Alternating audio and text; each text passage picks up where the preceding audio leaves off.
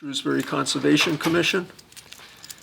Tonight, you can see we're all wearing masks. We're back wearing masks, but luckily we're in person. So we're just requesting that everybody keep their mask on tonight. If there's a reason medically you can't wear one, we're asking that you distance yourself 6 feet from anybody else in this room. Our first item, review and approve minutes. There are no minutes tonight to review and approve. Second item, sign bills. Do we have any bills, Bob? I don't know, do we have any bills? I don't have any. No, we have none. All right, there are no bills to sign tonight. And we'll move on to our first meeting. It's a continued public hearing, and it's regarding the notice of intent filed by NBP3 Shrewsbury LLC for the construction of 3 buildings in areas for vehicle parking, loading docks, and trailer spaces at 384 to 386 South Street and 721 Hartford Turnpike.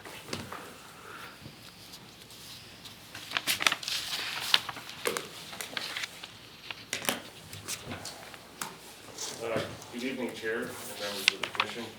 My name is Devin Howell from Beals Associates. Here with me tonight is Owen Hall from Northbridge Partners, as well as Todd Moore from Beals Associates. While Todd's setting up the PowerPoint, or he's already got it set up, there was a question at the last Conservation Commission meeting regarding the land uses on the site. And we stated that Northbridge is really aiming for this development to be a logistics project for a tenant. However, I submitted to Brad a letter of the land uses that are allowed by zoning as well as the uses that aren't. I don't know if the commission has a copy of the letter. I did bring some extra copies with me tonight if you'd like me. Yeah, well, is it possible you could just read what they are, those uses, Sure. if it's short enough? It's nice and short. So the uses that would not be allowed on the site specifically are garages and repair shops. I know that was a concern about oils and all that. So those are not allowed in this zoning district. What is allowed by special permit are research labs, hotels, healthcare facilities, for-profit educational uses, indoor athletic facilities, data storage, outdoor entertainment, assisted living, warehouse and distribution, business offices, manufacturing, and corporate conference centers, as well as restaurants. Your targeted use here is presumably warehousing and distribution, right? Yes. So Todd has on the screen here, there was also a second question at the last meeting regarding phasing. And what we've done is we've developed a, we call it the Phase A erosion control plans.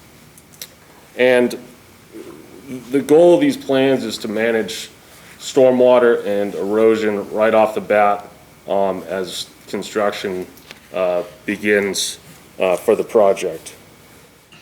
Now, as far as the sequence of construction would go, the first thing that would happen is a construction entrance would be installed on this northerly side off South Street, just as construction vehicles are coming on and off the property. For everything else, allows any dirt that's on the tires or tracks to be to fall off. Then after the construction entrance is installed, what we would do is we would mark the limits of grading and clearing around the site, so that way everyone knows exactly where the limit of work is. Once that's done, we'd install the perimeter erosion control measures, which would just be another mechanism to demarcate where that limit of work is. At that point, we begin clearing the site of trees and vegetation to allow the crew to work. And from there, what we would do is we would install this wetland crossing, and at the same time, while there's a crew working on this crossing, we'd actually construct the wetland replication area. That way, right from the start of construction, we get that in as fast as possible and to really start the growth period and establishment of those wetland plants. And from there, what we would do is we placed a couple sediment basins. And these are just general locations, but we strategically placed them for long-term as far as like the construction process goes, such that there's a, if the commission recalls, there's a final basin in this area right here. And what we do is we would install that basin first, and that would just allow us to divert stormwater immediately to this sediment basin. We'd install like a perforated riser, wrap it in filter fabric, and that would just allow any water that's full of sediment to filter out before it is released towards the wetlands. What we did is we also added a sediment basin here as well as here. And the reason why we located them here is because it's really the most downhill portion of the site, and there's a underground stormwater system here and here. So they're going to have to, as part of construction, eventually excavate those areas for those final underground systems. So we thought that was a good spot to locate those basins. And actually also what we'd like to do is have them construct this embankment here, which actually is the location of the final embankment. So if they construct that embankment, they can immediately start stabilization, and further down the road, this would already be fully stabilized by the time they're working around the site. Similarly, on this basin, that's the final location of that embankment, even going all the way up to South Street, same idea. Just trying to get that, do the embankment once, you don't have to do it twice. And once we do that, we'd stabilize all these slopes, add loam and seed, and for certain areas that are on those steep slopes, the 2-to-1 slopes, we'd install the Curlex blankets. And so what we did is also, you'll see this line right here in orange. You have red on the top side, green on the bottom side. What that is, that shows the area of cut versus fill. So obviously, we're in a large, this whole portion of the site's in cut. This is in fill. So we've added some diversion swales along this edge to make sure we're pushing any stormwater into either this basin, or that basin down there. Todd, if you want to flip to the next sheet. We took the same approach on the bottom side as far as the sequence of construction goes. We have the construction entrance off Hartford Turnpike, and there's actually a sediment basin we added right here. Same approach as the top side. That's the final location of a stormwater infiltration basin. So we figure, let's get in there, install that basin first, and it can immediately allow for the settling of any sediments or anything like that. We can slowly release water towards the wetlands, and that basin can stay there throughout the entire construction process. Same thing over here. The final location of the infiltration basin is kind of generally in this area right here. And what we did is we installed, what we want to do is construct a berm along this edge just to hold water back from going towards abutting properties. Same thing we did on the top side also. those embankments are in the final location. So once those are stabilized, they wouldn't have to come back afterwards and redisturb that area. And we also showed a sediment basin up here. The idea with this one is that's the location of the rain gardens for the trailer parking area. Our thought was, let's just get that installed. Essentially, you almost build the entire rain garden, except you don't install the under drains, but you construct just a rain garden right there to just hold that water back before it releases down towards this basin down here. I don't know if there's any questions on the phasing plan before I continue with just some other updates on just the plans themselves. Well, I have some questions. The temporary sedimentation basins that you're gonna construct, now you alluded to it, but I wanna be clear, you've designed this and the swales around the perimeter so that all of the rainwater that falls on site will be directed towards these temporary basins? Yes, 100%? and that's, we capture as much water as we can Yeah. as part of those diversion swales. And how are they sized? For what storm event? I looked at sizing them for the 10-year storm, which is one of the requirements in the Mass Erosion Control Handbook. So what if we get a 25-year storm event? What are you gonna do? So the 25-year storm event, what we have is we have overflows on these basins. So in the case that you have those larger storm events, those spillways would potentially be activated and water would flow into its, designated area. That's my concern. We should say sediment-laden water, right? When this site is in development and you're cutting and filling and everything's exposed, if you get a storm event that's greater than the capacity of your temporary sedimentation basins, what are you gonna do to avoid off-site sediment from escaping? So what we've done is the risers will contain that first wave of water that comes in. It slowly filters it and is allowing it to spill out. The handbook doesn't require you to design for a 25-year storm, but what we did do was just provide those spillways to make sure that if you do get those higher storm events, then you wouldn't have off-site erosion if there were no spillways constructed.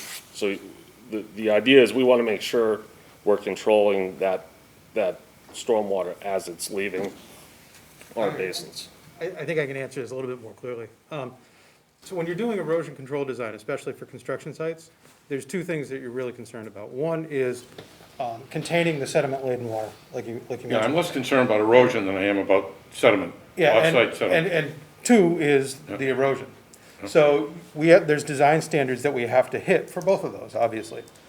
What we try to do is take it a little bit above and beyond to make sure that not only are we containing that sediment-laden water, but we're putting in extra protection to make sure that the erosion doesn't occur. Is there a chance for sediment-laden water to occur to spill over if you get some of these more extreme storms during construction? There probably is. And we can up the design criteria for those basins to a 25-year storm, that's fine. But to completely try to contain a 100-year storm event or, those extreme storms, that's challenging at best.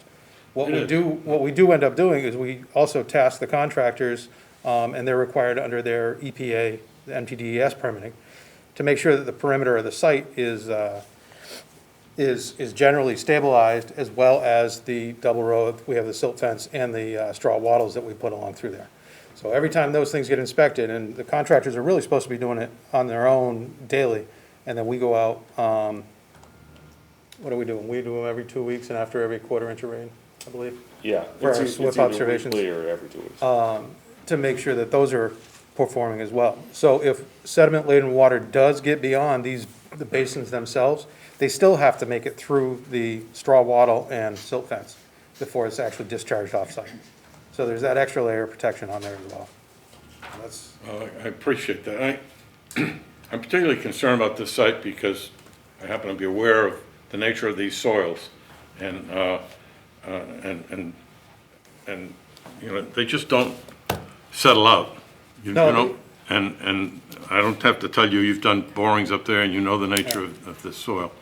So I just am concerned, it's a big project, a lot of open areas going to be disturbed, a lot of cut and fills, and I think it's going to be very important that, and if there's some safety factor involved in digging these temporary basins a little larger, I think you'd be prudent to do so. So, So- to your point, we actually, the design we have for those basins are way over the actual required size. Yeah.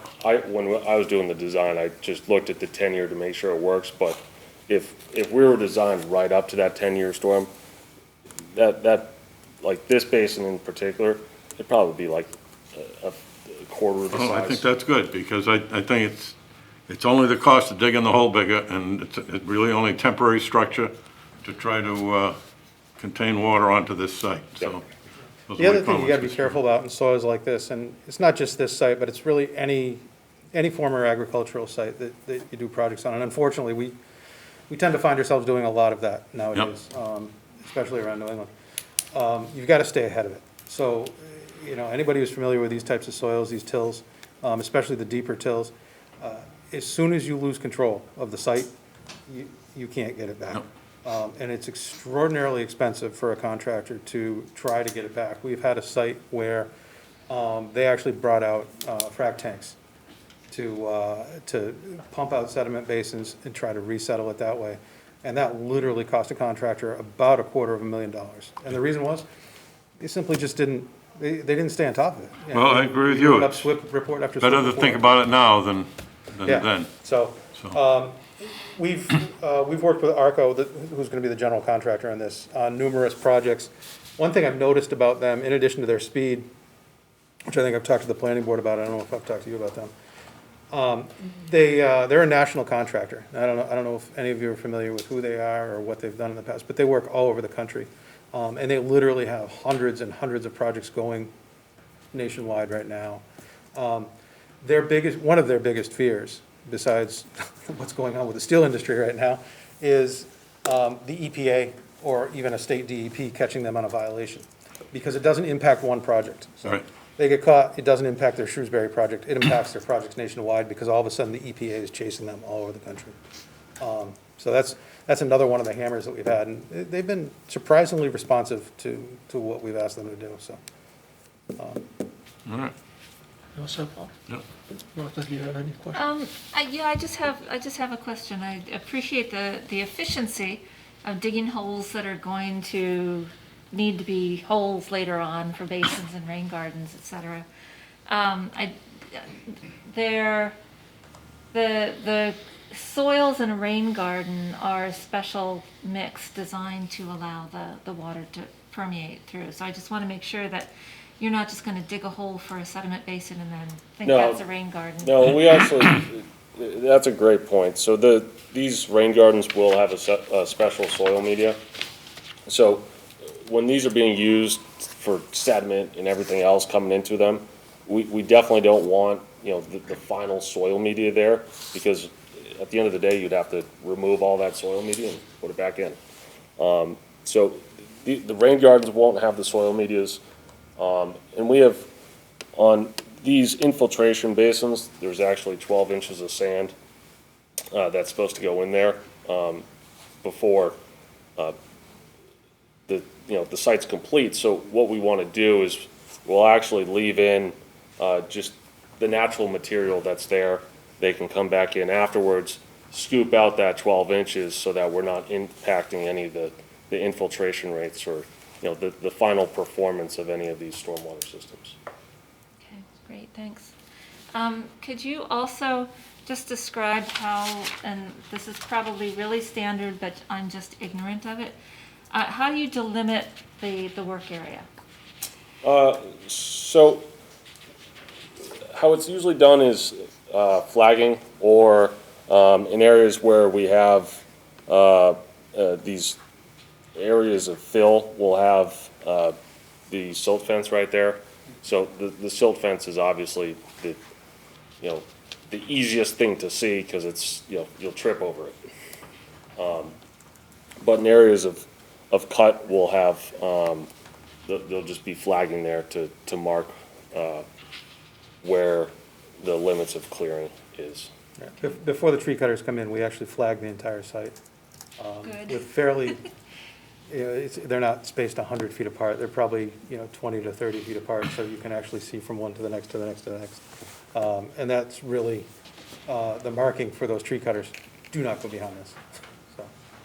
And then as Devin mentioned, after that, the sediment barriers also form that line. But really, the first line is the tree, is the flagging. Thank you. What's that? Todd, you want to go to the beginning? The beginning, Well, we're doing the beginning. so during our discussions with the planning board, we've talked about how we added some parking on Building A as well as a parking area on Building B. And that was really driven by just having flexibility for future tenants. We don't know at this time whether or not we will actually need those parking spaces. So on Building A, what we actually have discussed with the planning board is removing or putting in reserve 200 parking spaces up here on Building A. So a large portion of this parking lot, this area on these parking spaces on the top, as well as parking on the left side, would be reserved. Those wouldn't be constructed right off the bat. And if a tenant came along and said, well, I need 346 parking spaces is what we show actually for Building A, we could come back and construct those. Would have less of an environmental impact, and we'd still install those same stormwater controls that we've shown on our plans. On Building B, it's the same idea. We had added this parking area down here. We've discussed with the planning board having spaces be reserved, which would be this area here, as if they get constructed if we need them. If a tenant doesn't need them, they wouldn't get constructed, and it'd be less impact, less pavement to be installed as part of the project. The condition that is in the draft approval document for the planning board states that those reserved spaces are to be left as green open space. So whether that's undisturbed or grassed area is up to us to figure out, but it just wouldn't be paved right now. So it's a total of 200 spaces around Building A, and I believe it's 19 spaces on Building B that would not be built in this first instance. So you will retain the right with the planning board to build those at some future date?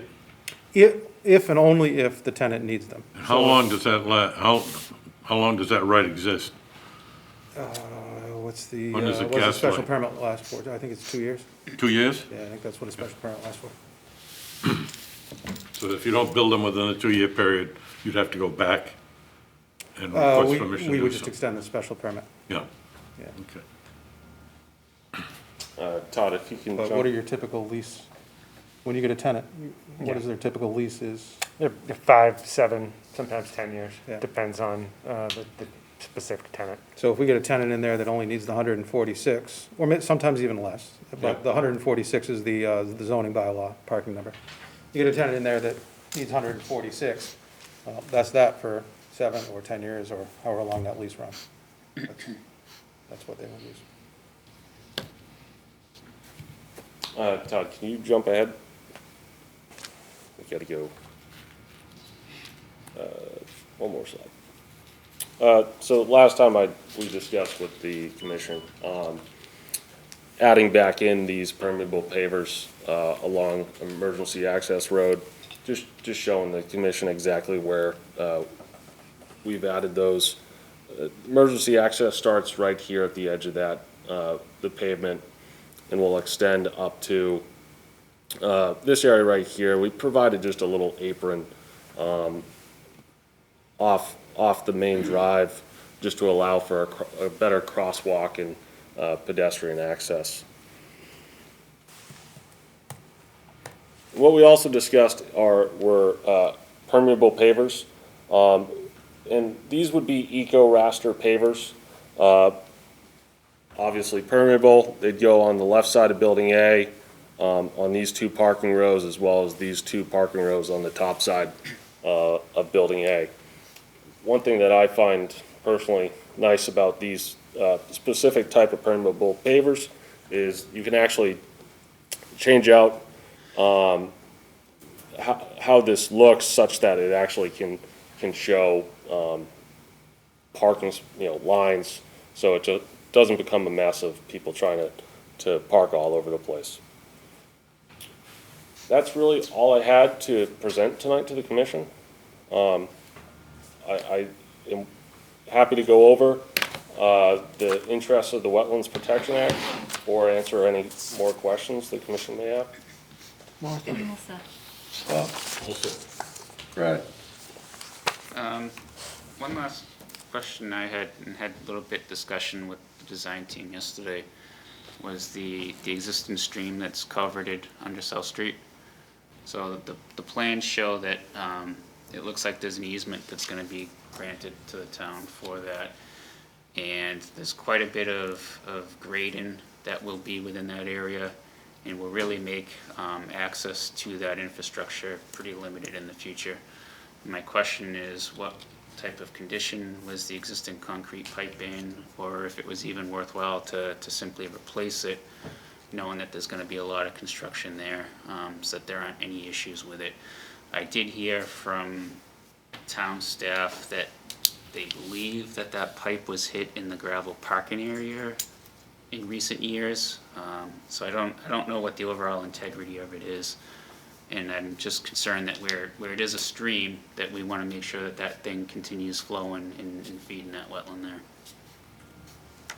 So the pipe that Brad's talking about is the pipe that comes off South Street right here. It actually is what feeds this wetland finger right here. What I discussed with Brad yesterday was, and I think it was actually a great point by the town, is we'll just want to make sure that we video that line, check the condition of it. If it's not in good condition, we'd want to replace that. Obviously, our main entrance into the site goes right over that pipe, so it's in our interest to know the condition of that pipe. Does anyone in the public have any questions or comments on this hearing? Yes, can you stand up, please, and state your name and address? Yeah, David Singer, 400 South Street. I've got a few points to make here, and I'd like to pass this up to the North Bridge and pass this around so the board can get a little bit of a visual of what we're talking about first here. Been in front of this board a few times. My property abuts on the southeast corner on South Street, on the very far corner of it. The front picture, I actually took these in June before we had the canceled meeting.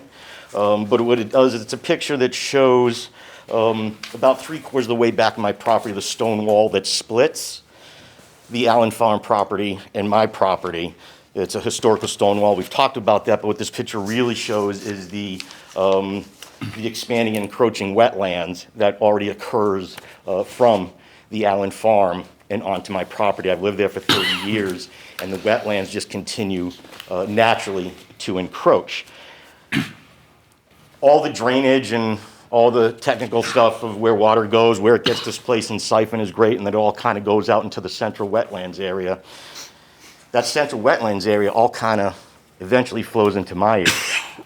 So there's a great concern that any disruption to what happens here naturally is only going to be accelerated and augmented. And I can tell you, the wetness in this area, you don't need a 25-year storm. You don't need a 100-year storm to affect the wetness in the area. The second page of this flyer, just kind of taken my backyard, taken from the back of the property, and it just shows standing water. This was in June before July. So you can imagine, that it's even wetter back there. There's an awful lot of issues going back there, so I do have concerns about the flow of the wetlands.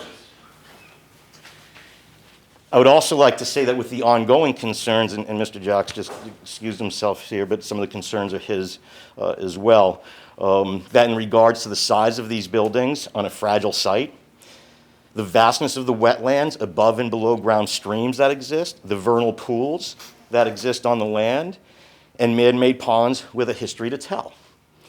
And there's still no tenants, so we have no end use or what's going to happen up there. Regardless of the pressure on the town of Shrewsbury and the Shrewsbury Development Corp., it seems illogical at this time that the committee can simply ignore the counterpoints and approve this plan. At the time the property was bought, thanks to a Chapter 40B loophole, nobody knew how extremely difficult to impossible this land would be to develop because there were no surveys done at that point. 20 years later, it's even more so. This is not Edgemere Crossings. This is a very difficult land to build. And the must-build mandate, I feel, should now finally be changed to accommodate the people of Shrewsbury in the recently passed CPA.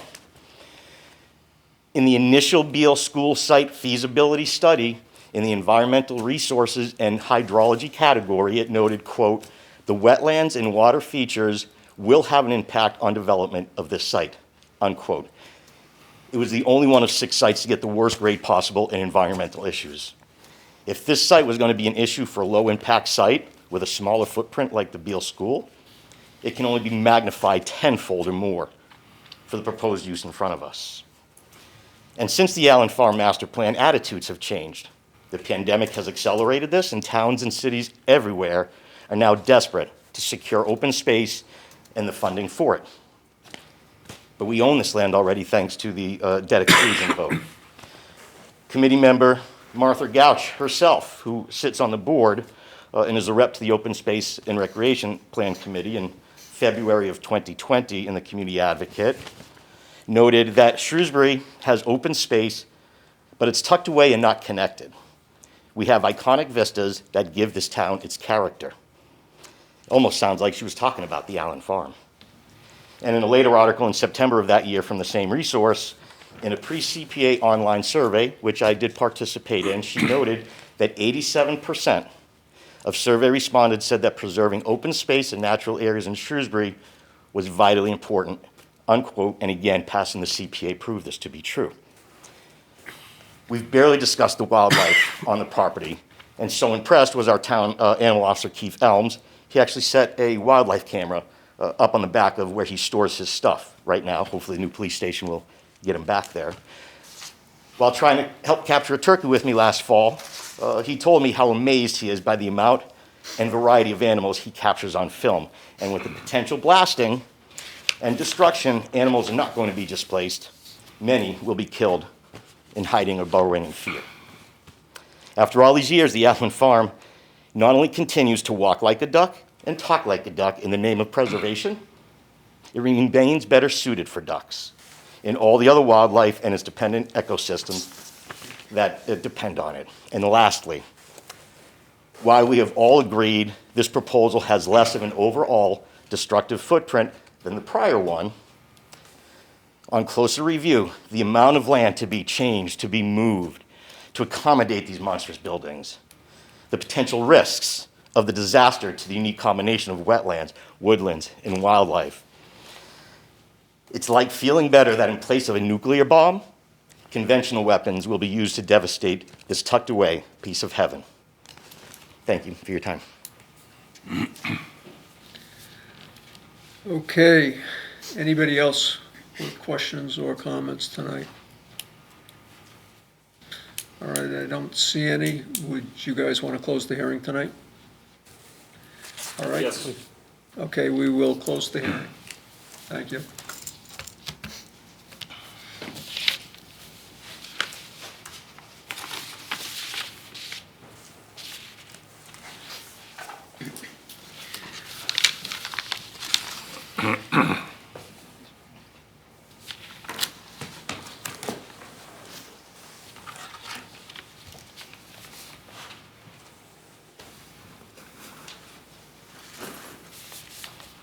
next Are step. you here for another hearing? No, I, actually, so, Hearing's what are closed. your next steps? Every community's a little bit different, so. Yeah, we'll discuss it tonight and take a vote, whether to issue the order of conditions or deny it, Very good. okay?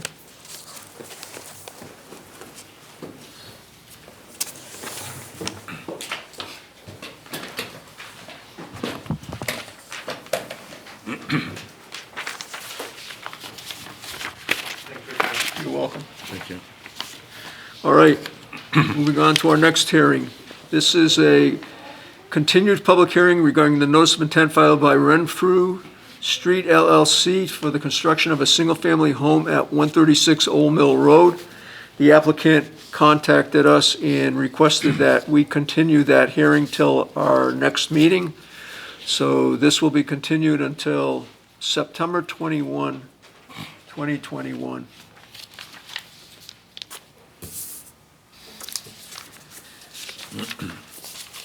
The next hearing is a continued public meeting regarding the request for determination of applicability filed by Orlando Silva for the removal of trees at 191 North Consignment Avenue. Do we have the applicant here tonight? I don't see anyone. I believe this hearing has been held open many months now. I think that's just the second meeting, right? And this one, I'm not sure if it's the second one or it's at least the second time. So what we'll do, the applicant's not here, we will continue it till our next meeting, which is September 21, 2021.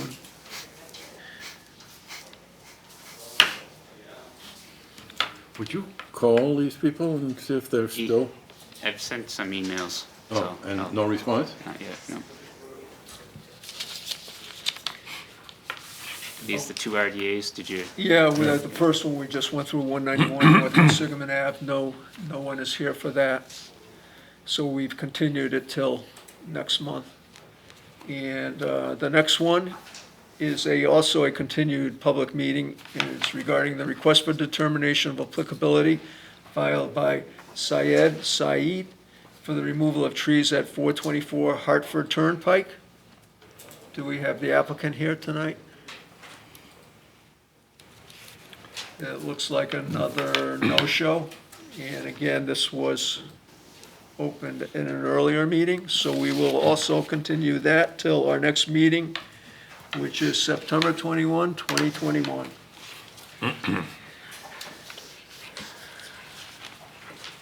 Okay, our next hearing, it was a continued public hearing regarding the notice of intent filed by Accessible Housing for Children, Elders, and Disabled LLC for the construction of a sewer force main and fire hydrant at 270 Green Street.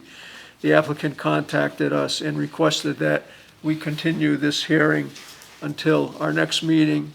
So we will continue it until September 21, 2021.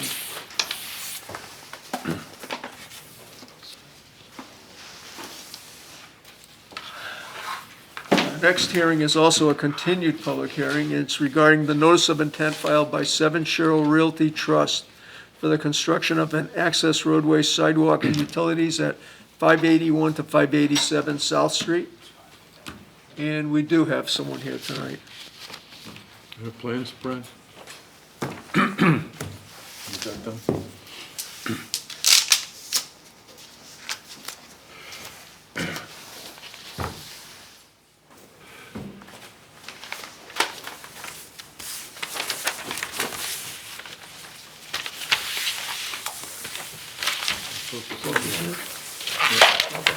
Thank you, sir.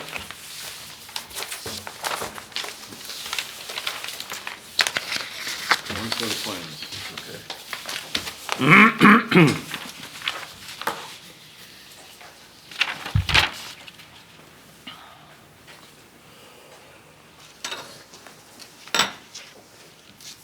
Good evening, Chair. Rashid. Good evening, sir. My name is Rashid Sheikh. For the record, I'm the trustee of 7 Shadow Realty Trust. Can you hear me with the Yeah, mask? we can hear. Accompanying me, Mr. Joe Marquardant from Marquardant and Associates. We are continuing this hearing, as you said, from the previous meeting. There's no significant change since our last meeting. There are a couple of questions raised in the last meeting, and we'd like to kind of clarify those. So one of the question was that it was kind of a bit confusion that whether the planning board would agree to the, the sidewalk and the grass strip on the crossing. So we went in front of the planning board, and they principally agreed, but then I specifically asked them to clarify, because they don't like to take a vote until we close the hearing. And we haven't closed it because we're waiting to kind of close it here. So basically, I requested them to get a clarification that if it would be okay to have a 4-foot one-sided sidewalk on the crossing instead of 5 feet. And they actually, Chair was gracious to ask each board member, and they verbally agreed to that. Then also specifically, I asked about the grass strips, and they agreed to that as well.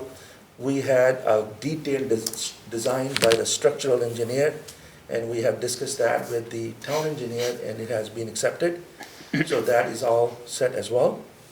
And now basically we are, like I said, we haven't made any significant change or any change to the design since the last meeting. But we'd like to clarify what we have, and we hope to close the hearing today. But basically, we have submitted some additional information. There were some questions raised by Graves Engineering and the town planner, and we have given them the answer. Unfortunately, we didn't give the copy to Mr. Stone before, but as we realized that we should give a copy there too, so we have provided the copy there as well. So in summary, what we're doing is we are really utilizing, as we know, that this was a 100-year-old farm crossing. A few years ago, about 5 years ago, the previous applicant came to you, and you have approved this crossing. We were thinking we're gonna develop a new crossing, but over the time we learned that we already have a crossing which is built recently.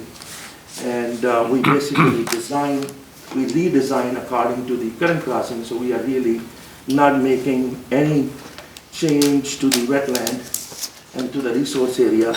Matter of fact, what we are doing is we're actually, so I just want to emphasize on this point, to clarify, that we bought about 17 acres of land. We didn't buy just these 2 lots from the previous applicant.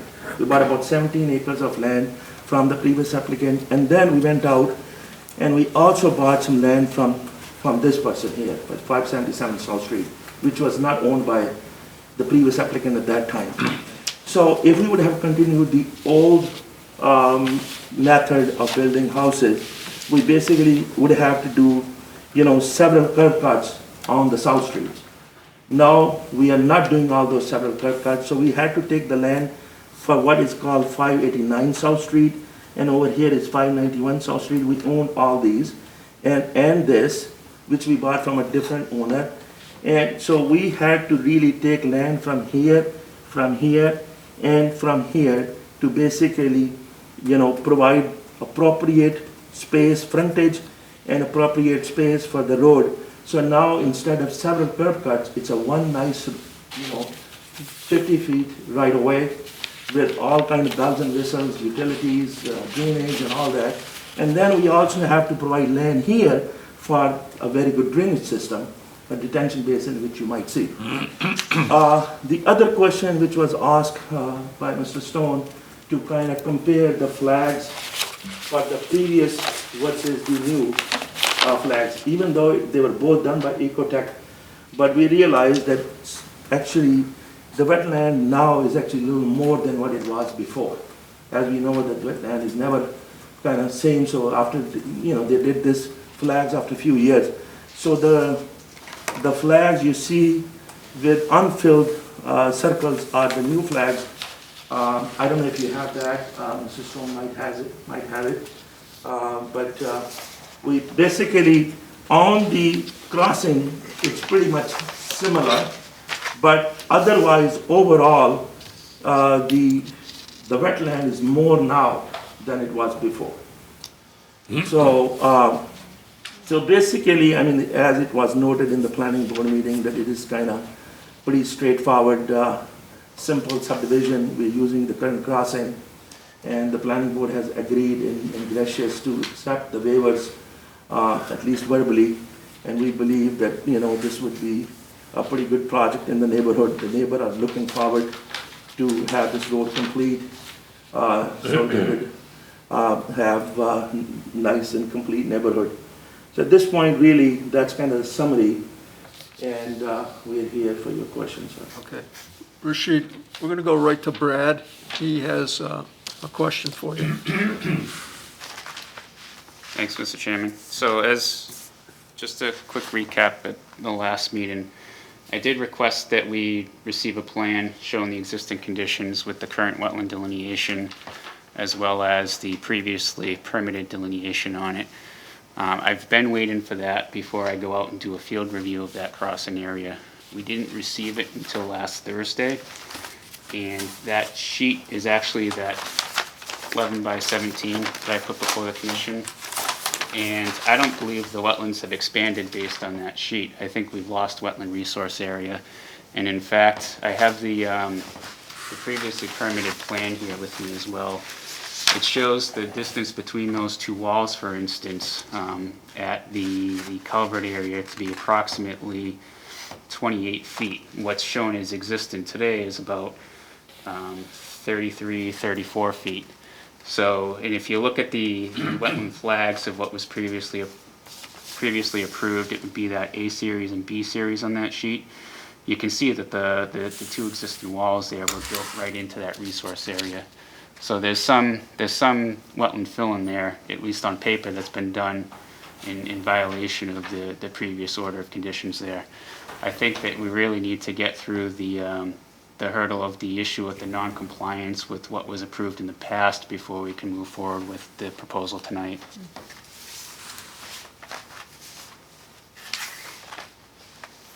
You weren't aware of that, Rashid, when you bought this property? No? No, I was not aware of it, Mr. Chair, but may I approach you with the Sure. plan? Yeah.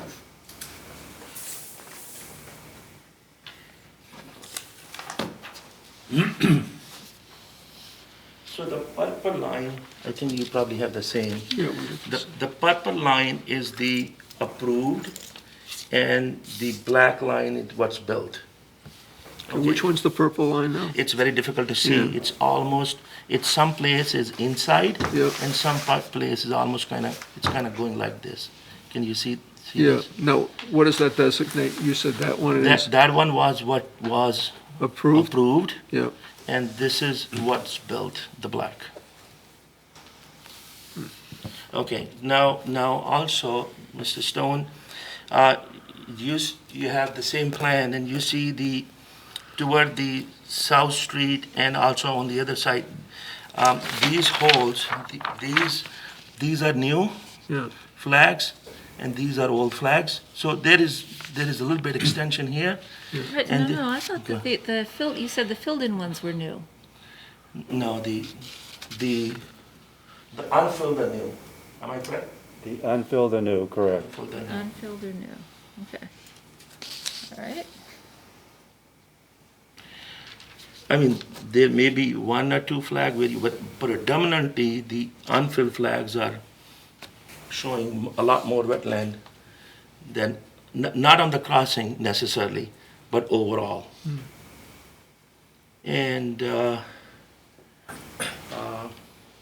again, this is an existing condition, and we're trying to make the best use of the existing condition. And we are really, not really. So basically, you're disturbing. saying the agreed-upon line Mhm. is pretty much in tune with what was built out there? On the crossing, At the in some, Just a little off. there's little here and there, I mean, and by the way, also you can see in your paperwork, you have approved 30 feet culvert. You approved 30 feet culvert, that 30 feet is right there on the plan I received from Mr. Stone. And Mr. Stone is correct that overall width outside to outside is 33 feet. Inside to inside is 27 feet. Okay, so they use 3 feet blocks. They're only 18-inch deep. Now, in the plan, when they provided you, it did say 2 feet block, 18-inch deep. So on one hand, it's good that they are 3 feet because they're more solid, better foundation and all that. But I'm not gonna lie to you, that is a change. But we are planning to use 2 feet block when we complete this. You know, basically, we are extending these walls a little bit to protect further the wetland, so we don't have to do the grading over there. Right. So we will be far away from the 30 feet buffer.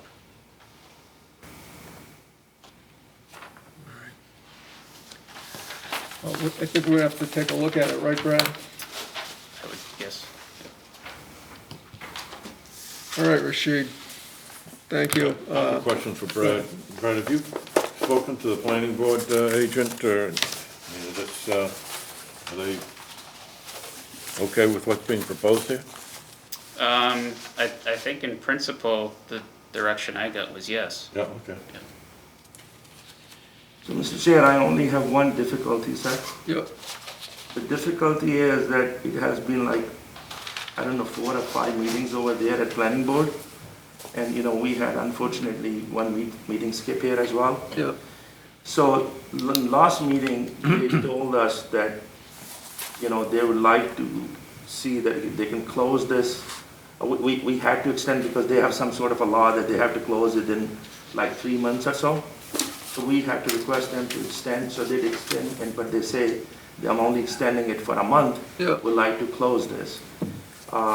We can certainly understand if you need, we are not really, we haven't made any change to the plan. So I realize that, but Brad just got it this Thursday, and, It doesn't really you know, show it's the- only fair to Brad to be able to take a look at it, Rashid. So, Sure. is there, does that create a problem with you at planning board for next month? But it seems like it because they very openly said that we are only extending it to 1 more month, otherwise we would close and you have to reapply. Right. So. So you have 1 more month for them also, or? No, just you- this It's this coming- month. they extended. So the next meeting is, Yeah, so, I mean, the thing is, we do know that you have approved 30 feet culvert. Yeah. That's in your approval. And we are, again, we're making, all we can assure you that we are not, you know, expanding anything. We are not, you know, and I can also offer one more thing if we can close tonight. Even though we didn't create, but Mr. Stone feel that there was more wetland, I mean, certainly these new flags offer far more wetland, but we still have area which we can offer for replication, if that's what, you know, satisfy the board, and we can close the hearing tonight.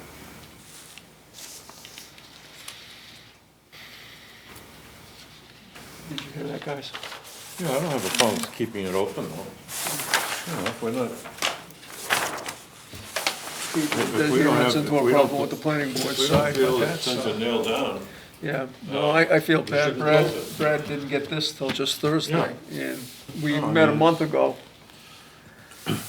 Yeah, Rashid, things take time, you know, and you can ask for an extension from the planning board if necessary, but, I don't see why we should vote on it if we're not fully comfortable with, what's out there. but we still may take you up on that additional. Maybe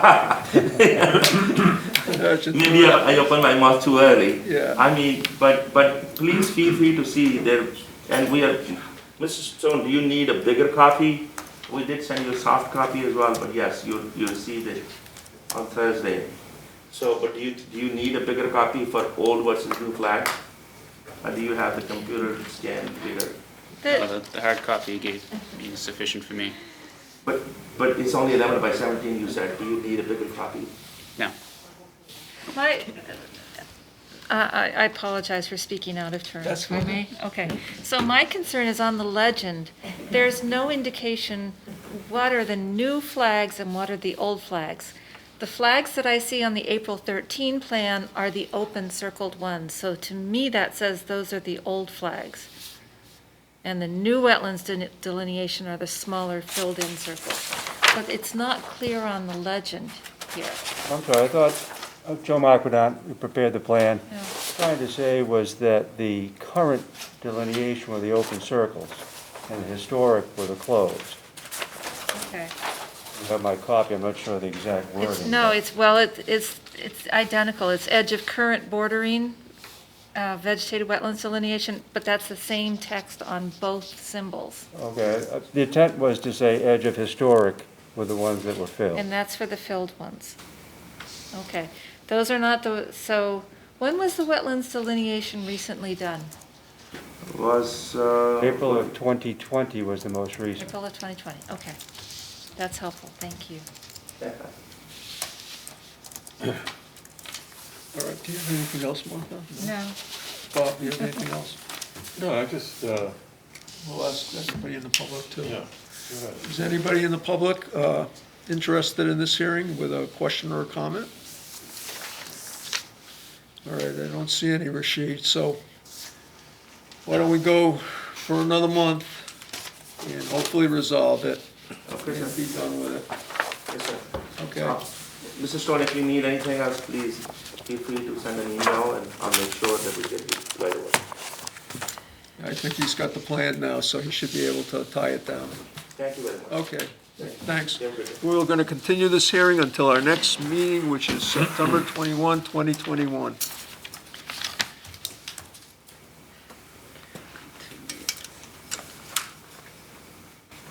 Do you want this back? You can, I think they're extras. You want to keep it for you?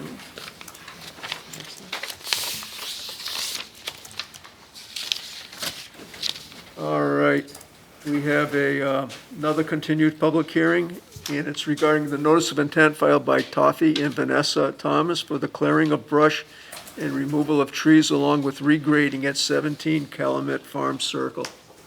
How are you tonight? Good, thanks.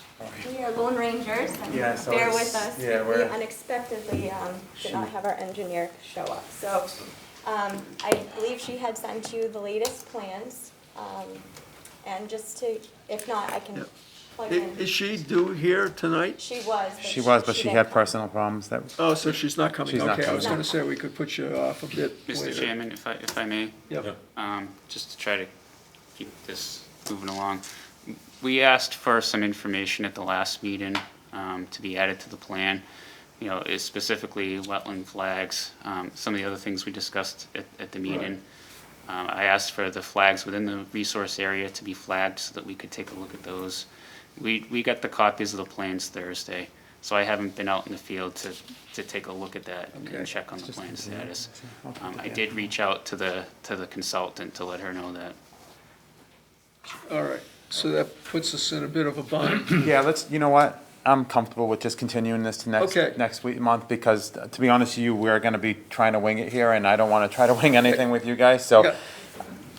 I'll get this squared away with the engineer tomorrow, and then we'll meet with you guys next month, okay? Good, Like, and it's then just we'll be easier. able to- I don't wanna try to bullshit my way through this, honestly, Yeah. because that's exactly what we're gonna try to do, so. Okay. I did do good research, though. Yeah. I know the plan She was very writing well. notes because we didn't know she was coming, so like, I'm a straight shooter, I don't You're wanna. good, thank you. All right. Yeah, that sounds good. Okay, Matt, we'll continue. Going forward, Brad, if you need anything, can you reach Can you out please directly email to us so we can figure and out, not because her? she's incompetent, so, like, we've kind of just figured out today that she's an incompetent person, so, like, we just don't even want to deal with her anymore.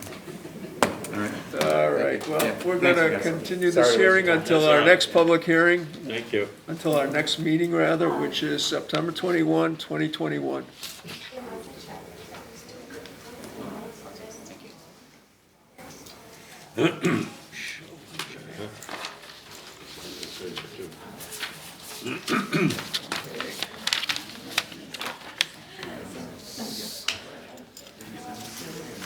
Okay, moving on, we have another continued public hearing regarding the notice of intent filed by G. Blaze Construction for the reconstruction of a failed retaining wall at 210 South Consignment Avenue.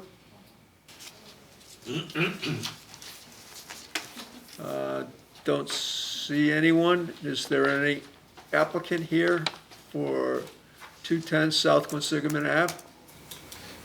All right. This has been an ongoing issue, too. Is there a DP number on this yet? No, Still not? I don't believe that they've filed the application with DEP. Yeah, So, yeah. This is, Brad, why don't you state it again, what the issue is? You think that they have not filed the application with the state yet? Correct. Okay. I don't think it's the department sitting on an application with an issue of file number. I don't think they've received the application. Okay. so should we continue to keep this open, or should we just? I would just keep continuing it for Okay. now. Okay. We will keep this hearing open. As we said, there is no file number for this, and we believe the applicant has not given the state their funds to get a file number. So hopefully they can straighten that out. We will continue this hearing until our next meeting, which is September 21, 2021. Yes, you have a question? I do. My name is Derek Grillo, and I'm the owner of 206 South Consignment Avenue. I'm not actually here for that, but they did approach me about possibly going onto my land for this, and I was just wondering, if they haven't filed anything yet, would I receive a notice or something that they're going to be coming up for a hearing for work to be done? Are you a direct abutter to them? I am, yeah. Well, Yeah, you you probably would have gotten a notice. Yeah. Yeah, Already. I haven't received anything from them, and I was just curious on that. I am also willing to bet abutters have not been notified Oh. for this project. There's a number of outstanding issues, I think, with that Well, let's application. close it out. Let's just close it and let them start again. If they haven't even notified abutters. Yeah, they're all the part of the notifies everything, yeah. No, What's not that? for you, not for you. Well, it's not for you? Oh, not for you. This is the other side of me. That's not yours. No, I got both sides. Oh, do you? Oh, Next step, No, I got them coming both at me, Why do we so keep it? that was I for the keep, other one. I would keep it open and wait for them to submit everything they need to. I wouldn't, I mean, if you close it, then they have to refile and, Yeah, as they should, because they haven't. it doesn't hurt us to keep All right. it, just keep it rolling. Okay. Okay, so you understand The problem is he won't be procedurally there. notified again. Oh, yes, he will. Okay, They're like I proficient said, in they business did practice. contact me about doing something, and I didn't even realize they were actually on here, and I just said that, so I was just curious Yeah. where that stood. Thank you. Okay, you're welcome. All right, if I hadn't said it already, we're going to continue this hearing, which is 210 South Consignment Ave, until our next meeting, which is September 21, 2021. I have a question for Brad, though. Yeah. I'm a little confused. I didn't think that they could appear on the agenda unless there'd been an ad in the paper. there has been an ad in the paper. Okay, and I was under the impression that the ad in the paper had to be accompanied by a notification of abutters. Right, but we typically get that confirmation when the hearing's open. We ask for the green cards. Yeah, right. So I'm only speculating at this point that the Yeah. abutters haven't been notified. Well, I'd have to yeah, wait and to he's hear. here because he hasn't been. Right. But So we, all right, it just seemed to me we shouldn't, Well, we opened it, We we shouldn't read, support, yeah. we Yeah. read it, and then there was no one Yeah. here, you know, and yeah. so they So didn't how can present we open them anything. without the abutters being notified? Because we read We it. read Yeah. it, you know, we Right. officially opened it, Okay. you know. All right, moving on to our next one, it also is a continued public meeting regarding the request for determination of applicability filed by Robert Manzella for the removal of trees at 20 Tamaric Lane. Good evening. Good evening.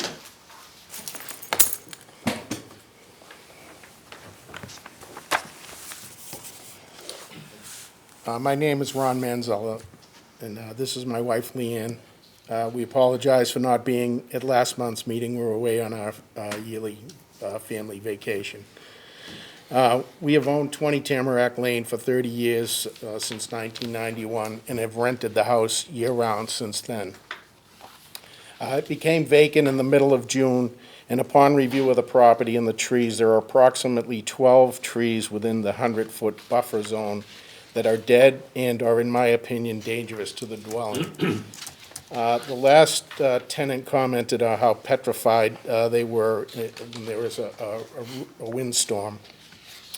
Last year, a large branch had fallen on the roof, and I do have pictures of that. It's not in your back packet, but I do have that. We are trying to do the right thing here by asking the Conservation Commission to grant us permission or allow us to take these trees down. As you can see from the pictures, there are a lot of top-heavy, dead, and overgrown trees. We do not have any plans at this time to do anything with the dwelling, but we would like to improve the landscape to be safer. Okay. I see on some of the photos, some of them are very close to the house, huh? Yes. And how many overall, did you say 12? There's 12 in the buffer zone, but there's probably 30 trees in total. How many of the 12 in the buffer zone are the ones around the house? Yes, the ones that are around the house. Are all in the buffer zone, I Yes, take it? yes. Yeah. How many of the 12 would you say are that close? You know, I'm looking at one picture in particular, I see maybe 6, 7, 8 maybe even, that very, very close to the house. Is that, am I reading that correctly? Is that there's like, no, on the side of the house are you talking about? It looks, yeah, it's hard to tell from the view. Yeah, it looks like the side. Yeah, well, the property line's right there. I believe there's 3 or 4 trees tagged there that I'd like to take down.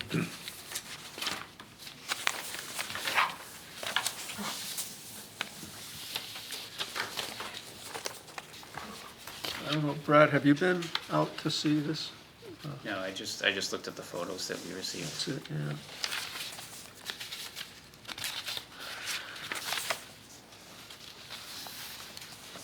Obviously, the roof is, got the moss growing all over it. Oh, I see. Martha, do you have any questions? It looks like there's at least one hemlock in there. Conifer flat needles. I'm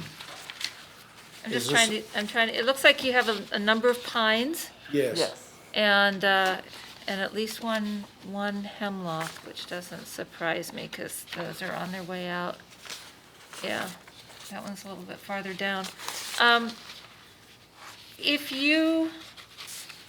many trees would be left? Oh, quite a few. I mean, there's still a lot of wooded area Yeah. if you're standing at the street to the right of the house, it's all woods. And there's a lot of trees that have come down and just laying on the ground up in that area as well, so. Okay. Are there trees beyond the house closer to the lake that you wanted to take down? Well, those are the ones that I'm talking about.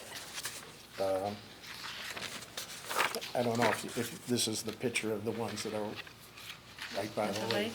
Okay. Okay. All right, I'm set. Bob? All set. Brad? I'm all set. Does anyone in the public have any questions or comments on this hearing? Can I ask one more question? Sure, go ahead. When you take these down, what are you going to do about, if you take these down, what would you do about the trunk and the roots? What's We're your gonna intent? grind the this? stumps. Okay. And then do you have Or if it's possible for the machine to get up there and do that, yes. okay. Any replanting plan? I'm wondering a little bit about the roots that are so close to the shore. No, but there are some trees that are behind there that are new and coming up. But no, there was no intention of replanting at this time. There's probably 3 maples that are probably 4 to 5, 6 feet tall that are not You coming can down. see them actually in this picture right behind. All right, thanks. All set? Okay, last call for questions or comments. I don't see any. We'll close the hearing. Go ahead. Mr. Chairman, I would move that we issue a negative determination with regards to this petition. Do we have a second? Second. All in favor? Aye. Aye. You're all set. Thank you. So will I get notification or something from Brad? You'll get it from Brad, Yes. correct? Okay. I appreciate it. Thank you very You're much. welcome.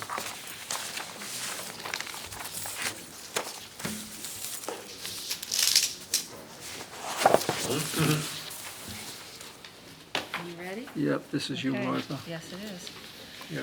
Notice is hereby given in accordance with the provisions of general laws, chapter 131, section 40, that Capital Group Properties, 259 Turnpike Road, Suite 100, Southborough, 01772, has filed a notice of intent for the construction of a single-family house and associated site work at 824 Main Street, Lot 1A. A public hearing will be held on the above notice at 7 p.m. on Tuesday evening, August 17, 2021, in the Selectmen's Meeting Room.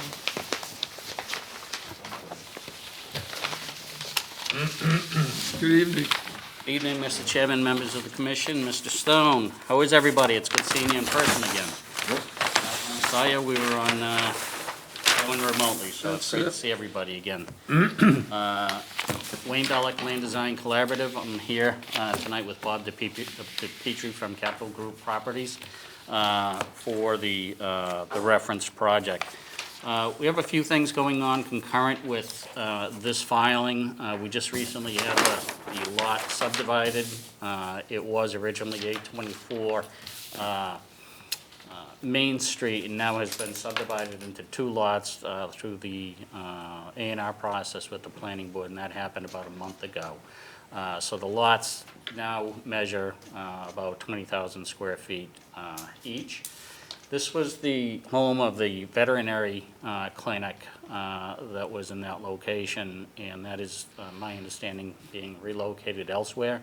So Capital Group was looking to carve off a second lot on this, and that lot is where the previous barn was located. So with that said, I'd like to get into a quick plan presentation of existing conditions and the site prep plan, and discuss a little bit the delineation of the resource areas. So the resource areas were delineated in April of this year by Northeast Ecological Services, and basically what you're seeing is Main Street is here, Norwood Ave is here, Dean Park is on the opposite side of the street. The lot in question is shown in yellow here. As I stated, the lot was originally this entire area, and now this is 820 and this is 824. This is the barn that I had mentioned, and there's a paddock that goes around the barn, and it's primarily lawn area out front. There is a sycamore in this location here, and coming off of Norwood is a sewer easement. It's a private sewer easement. And it's currently a gravel drive. Down gradient of that area is a tree line, immediately down gradient of the gravel drive. And down gradient of this, as you see in pink here, is the 30-foot no building zone to the BVW, which is shown in blue here. Well, Mr. Hine found out there for vegetation was primarily skunk cabbage, some marsh dogwood, and some I forgot the other jewelry weed throughout the area. So that is the existing conditions plan. What is being proposed for site prep is there's an erosion sediment control barrier along here and anti-tracking pad out front here. We have a proposed stockpile area in here and a material storage area in this location.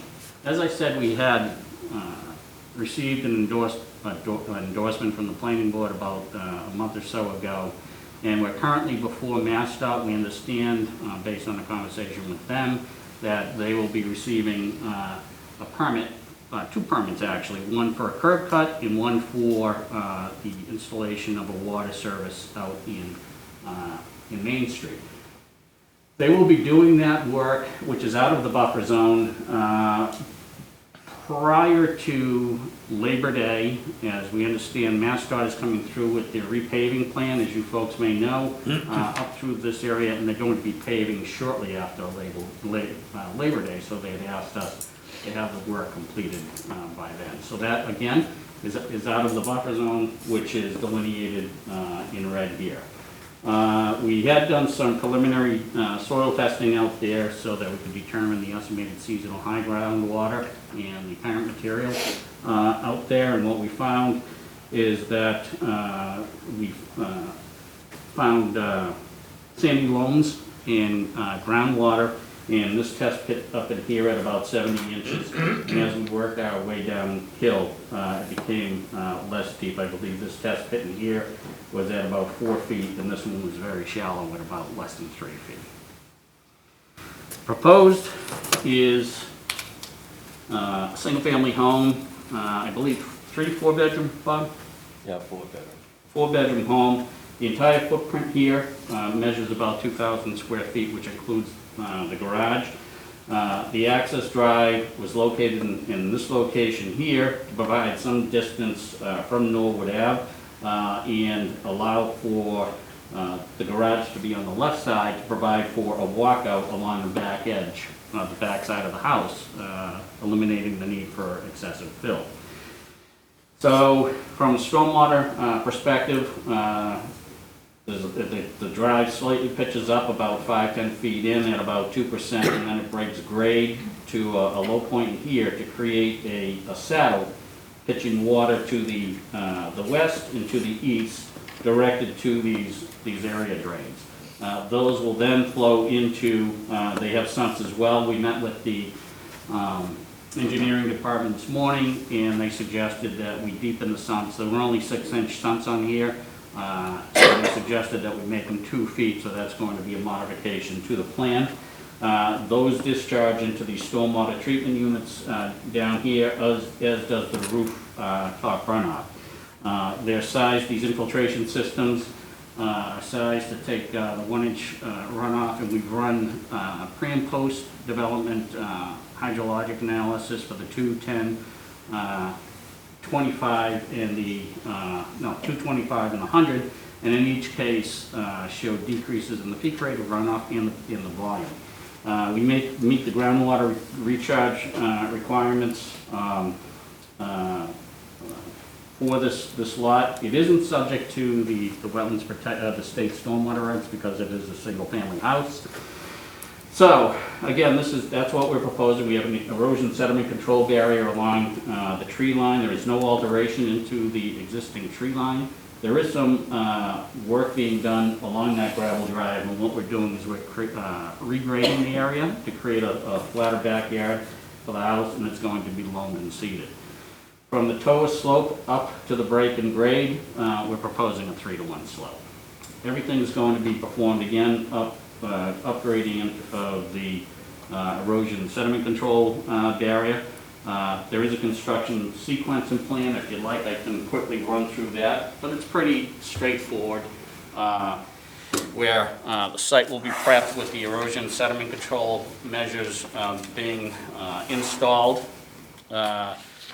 They're going to remove and probably dispose of the existing building and paddock fence. They're going to come remove and probably dispose of the tree in the work area as shown on the plans. They're going to pour the foundation to begin framing, install the stormwater management system, grade out the site, pave the driveway, loam and seed, applying straw and mulch as necessary on the exposed area. During this process, they'll review the ECBs and replace as necessary.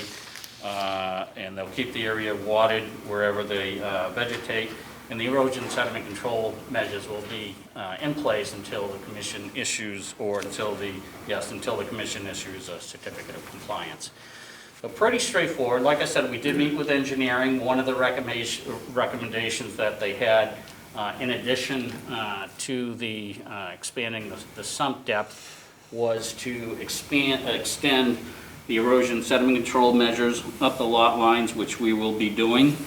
Other than that, there wasn't really anything. A couple tweaks on the details. They did ask, I think we show 6 or 8 inch wattles here. They had asked us to make those 12-inch wattles, so that's what we're doing. Other than that, there was nothing substantial requested of the plans, just some minor modifications to the details. Ready for questions? Are you ready for questions? Oh, yes, I'm sorry, it's hard to hear you. All set? Bob? Question for you on the sanitary sewer. Yep. It's going to be a shared sewer with the existing home. Correct. Do you have an easement established that? Yes. And what kind of agreement do you have between the two property owners here? So, that's a good question, Mr. Chairman. So, there is an easement on record. It is a private easement. We have had that discussion with the town. The sewer main that goes through there, I believe, is an 8-inch sewer, private, and it connects to the flows gravity in this direction and makes its connection in Norwood Ave. So they would simply connect. There was a lateral installed years ago off the sewer service somewhere in this location, and that is where it's, oh, here it is. That's where it's going to connect.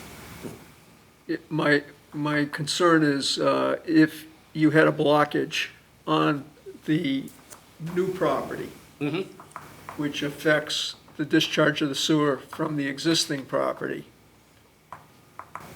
is there a right for that existing property to gain access to clear that blockage? How did you structure the agreement between these two homeowners to, because the first guy, the new home, could say, hey, it's not my problem, my sewer's working fine. I don't want you to come on my property. Yep. And the other guy's sewer's overflowing, and you got the wetland downstream from it. Yep. So how do you address it? What have you guys done with respect to?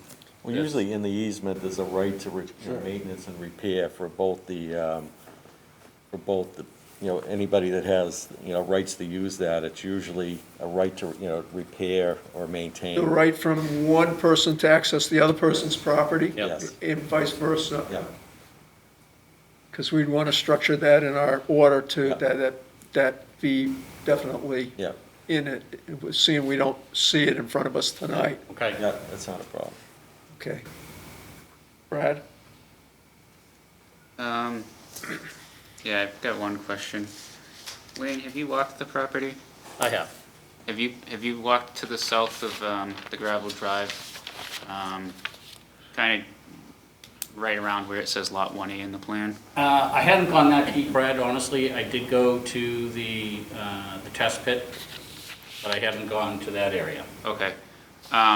One of the things I noticed when I was inspecting the wetland delineation is there was it looks like a lot of scouring in that area. Okay. And I was trying to figure out if there was a wetland resource area or something of that nature upstream of the Wetland Flags. And it looks like there's a stormwater outfall pipe right there. There's a concrete pipe that's coming out of the... Yeah. Yeah. Yeah, Okay. so I don't see that on the plan, or where that heads. It's coming from the north. Yep. And part of my concern is, where you've got things designed, above that outfall, is there gonna be any conflict with the excavation of the foundation, the infiltration chambers, or anything else that you've got there as well? Or really what the source of that pipe is also, if it's simply a stormwater pipe from the street, then it's not a resource area, but if it's intercepting a wetland somewhere upstream, well then that area actually becomes part of the resource area. Sure. Yep. Good call, Brad. The diameter of that pipe, what did you recall seeing? It was at least 12. I mean, it's visible. When you go out there, you'll see it. Okay. It's probably half buried, so you're looking at, but there's clearly, there's some historic, looks like de-icing material that's back there from back when they used more of a sandy mix, so you can't miss it. Okay. From that outfit fall on down, you'll see it. All right. Thank you. I will check with the town, see if they know of anything there. We'll check also with the surveyor and see what. Yeah, I just pulled up our stormwater map and I see an outfall in the area, but it's a lot further south. So I don't know if it's just a misplace on the coordinate with the GPS, or if we have a separate one in that other vicinity. You can try talking to Vincent about that. Okay. But definitely go out into the field and revisit that and try to find out what the source of that pipe is. Will do. Is that it, Brad? Yes. Does anyone in the public have any questions or comments on this hearing? I don't see any. Brad, do you want to keep it open till you have that? I would suggest you do that. Wayne, we'll continue the hearing. Sure. This hearing's going to be continued until our next meeting, which is September 21, 2021.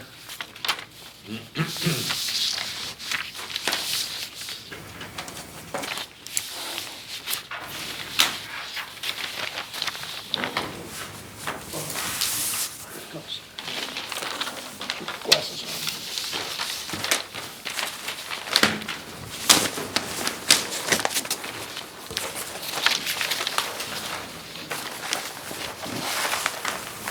Thank you very much, folks. Thank you. Have a good night. Have a safe and enjoyable Labor Day weekend. It's already here.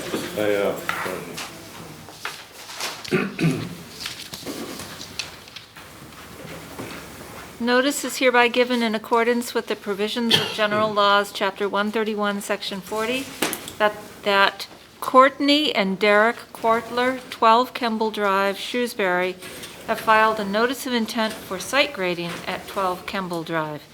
A public hearing will be held on the above notice at 7 p.m. on Tuesday evening, August 17, 2021, in the Selectmen's Meeting Room, 100 Maple Ave, Shrewsbury.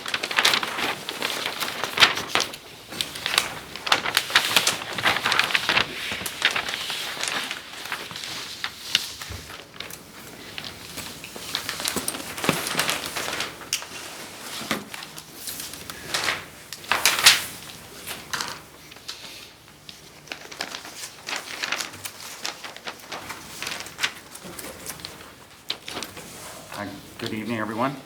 For the record, John Grenier, J.M. Grenier Associates. I'm also here with Derek and Courtney Quartler, who are the owners of the property on Kemble Drive. What initiated this filing is the homeowners did some work in their side yard to be able to get a small play area for their small children, just to get a swing set over there. They had placed some fill in the side yard, and they also did a little bit of a cut. This house sits down from the road, so there is a bit of a slope coming off of the road down into the yard, and then that slope continued down further to the west. There is a perennial stream that's located actually on town-owned property, off the property, and then there's a BBW that's up gradient from that. First, I'd like to note that this lot predates the Rivers Protection Act, as it was constructed prior to 1996. And this area where they did place some fill and create a small yard area, this was an area where that was already filled place. This was already work that was done during the original construction. So adjacent to the resource area, they didn't cut any trees down. There were, and we do have some photos just to kind of give you a better visual that these photos were taken recently. They're fairly self-explanatory. So you can see there's even some smaller diameter trees, and there's some relatively mature trees that are just up from the toe of the slope. So they didn't clear any trees adjacent to the resource area. They really just went with the existing sloped area that was cut from the original construction. And that was to create a small plateau area, again, so that they can put a small swing set there for their young children. We did not reflag the resource area. It's pretty well defined at the toe of the slope. You can see beyond where the trees are, the vegetation drops off. And actually, I had done work on this property 15 or so years ago. So in our files, we already had a lot of the base information because I did work actually for the previous homeowner on this site. So that's when they approached me. I said, oh, this is a site I'm familiar with. I've done work on it. We went out, took a look, and then we were able to determine, we taped off and determined the area that was disturbed, the area in the front yard and adjacent to the property line. You could see where there was existing fence line, so we were able to establish the area that they disturbed. So what we are really in for is work within the buffer zone. There was no resource areas that were affected or filled. This is just buffer zone only. We're outside the inner riparian, but obviously within the outer riparian zone to the brook that's off the property. So what we did was propose, and it was verified that they stabilized everything. They did have a seed mix, a wetland seed mix, and we did spec out if for some reason they need to really do some additional hydroseeding out there or make sure that there are no areas that they didn't take from what they did already stabilize, that they're to plant that with a conservation wildlife mix from New England wetland plants. So they've put in all erosion control, everything is stabilized. The only thing that they haven't done yet, which they are looking to do, is to, there's an existing fence that wraps around where the side yard is, to just continue that with a 4-foot chain link fence at the top of the slope for protection, obviously, for the kids. And they want to do along Kemble Drive, where they did a little bit of a cut. They want to mulch that and plant that along the road, and then leave the center portion, obviously, just grass, so that they can put a swing set out there for the kids. So that's what took place. If there's any questions or comments from the commission, we'd love to try to address them. Before we go to questions from the commission, Brad, do you want to tell us? Yeah, your well, take I on have this? a number of questions if that's appropriate. Okay.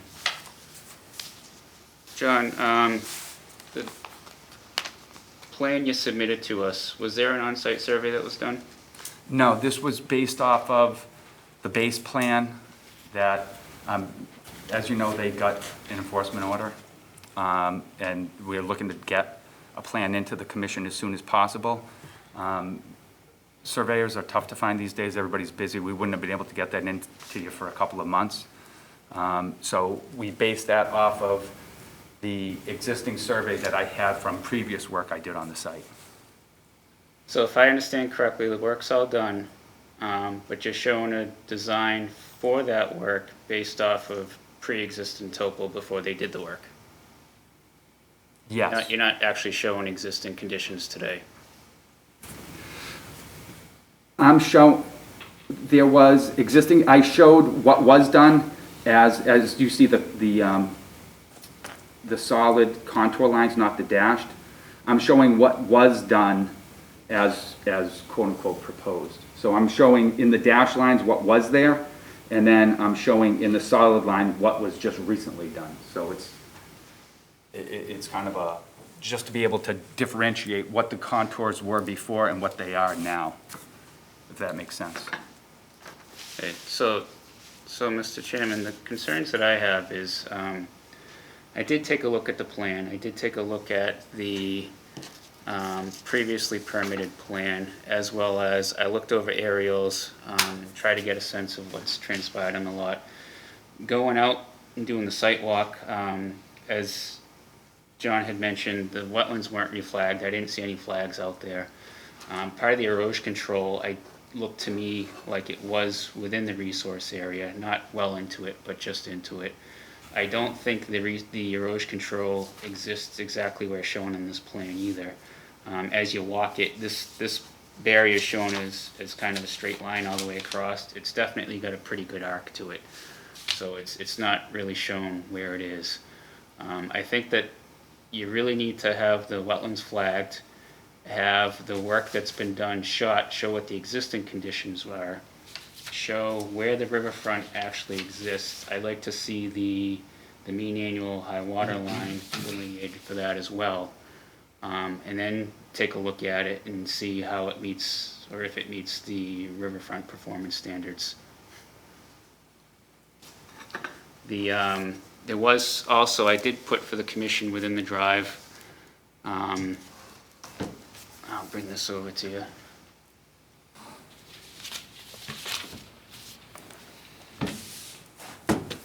Picture of one of the aerials.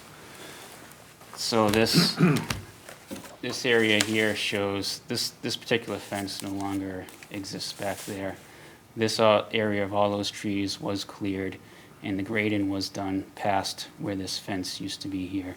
So the work was done all within this area, along with some grading down here. So riverfront standards would apply within that area.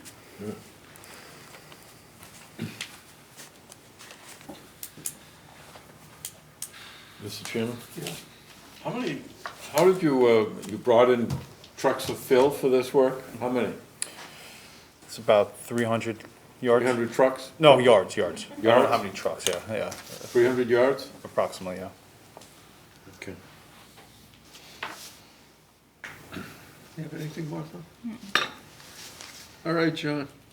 Well, Yeah, I think you gotta address what Brad's asked for. yeah. We'll try to get surveyors out there and the wetland guys out there. We wanted to respond to this as quick as possible. Yeah. But it may take, I'll try to get guys out there as soon as I can, but it might take a little Okay. bit, just because everybody's I think the crazy busy. key, what you've heard here is Yeah. there a resource area that has been filled? Right. Oh. That's the key. Yeah, the point I was trying to make is along that sloped area, they're saying they didn't cut any trees along that, so based on that, we're saying, all right, there's no resource areas that were filled, they just were doing, obviously, regrading that so that they could create a plateau and get a swing set in, but we'll get some wetland flags out there, we'll get it topoed so that we have everything exact, and then we can verify that exactly. Okay. Okay. All right, so we'll continue this hearing until our next meeting, which is September 21, 2021. Okay. Okay, Thank you very much. Thank you for coming in.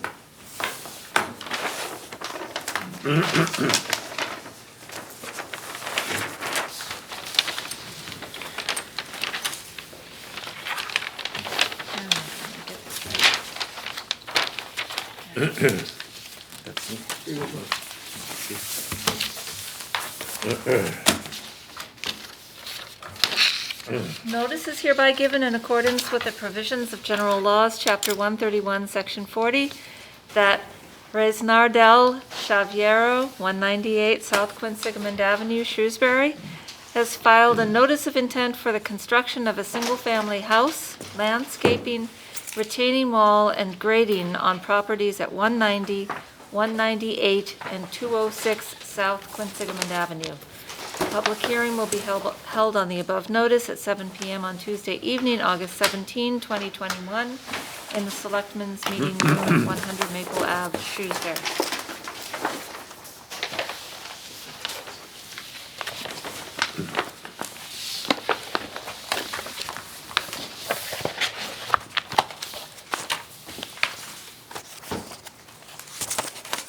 Good evening. I am Joe Graham. I'm the engineer on this project. With me tonight's Bob O'Neill. He's the land surveyor. Obviously, we're on the agenda in 2 locations here as new business and also under enforcement orders. Last meeting, we presented under the enforcement order section, given that Reese had expanded the grading limits outside of his lot to the 2 adjacent properties. And we thought that the best course of action at that time was to file a whole new set of plans, permit, NOI, et cetera, and that's what we hear tonight. In general, from everything that you've seen previous, there hasn't been really changes. The building is the same configuration as the previous. We've just provided more guidance as to the intended work, and I could go through that.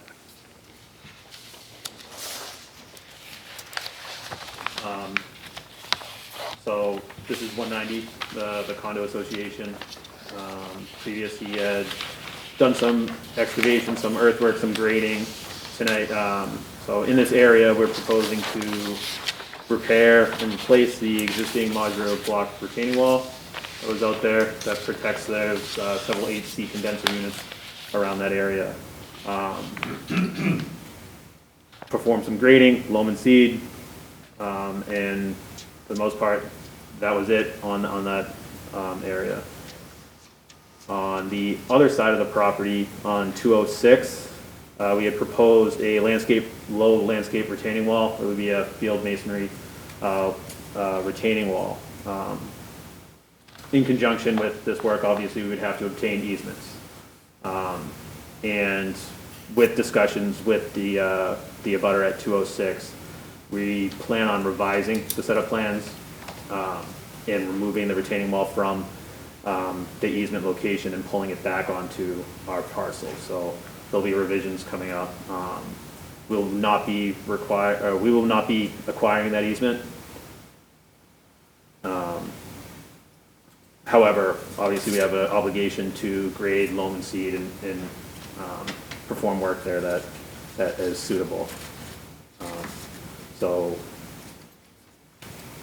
we've given sets of plans to the revised stormwater permit to the engineering department. We received some comments from them earlier today, and in regards to some of the stormwater features that they would like to see. Those are edits that I will be able to make, and in a revised set of plans. And we're still waiting some of the comments. I believe from tonight, if you guys had a chance to review this prior to tonight's meeting.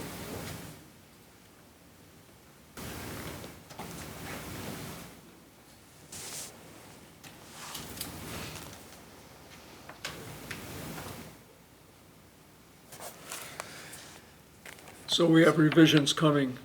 So there will be revisions because of the revised stormwater permit, as well as the not being able to obtain that easement, correct? Correct.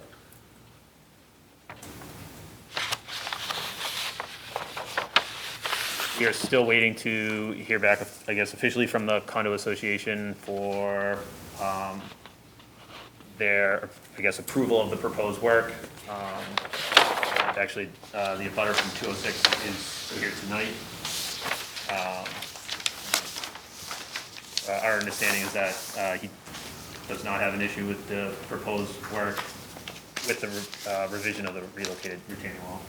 Okay, so which, going by the numbers, 190, 198, and 206 South Consignment Ave. Correct. Which one is the one that's dropping off in terms of not getting the easement? 206, there's the landscape retaining wall along here that was An 8-foot wide easement. Yeah, within that 8-foot wide easement, that is no longer. Okay, so that will no longer participate in this. Correct. Order of conditions. And in terms of the Condo Association, are you dealing with the legal authority of the association to get the approval here?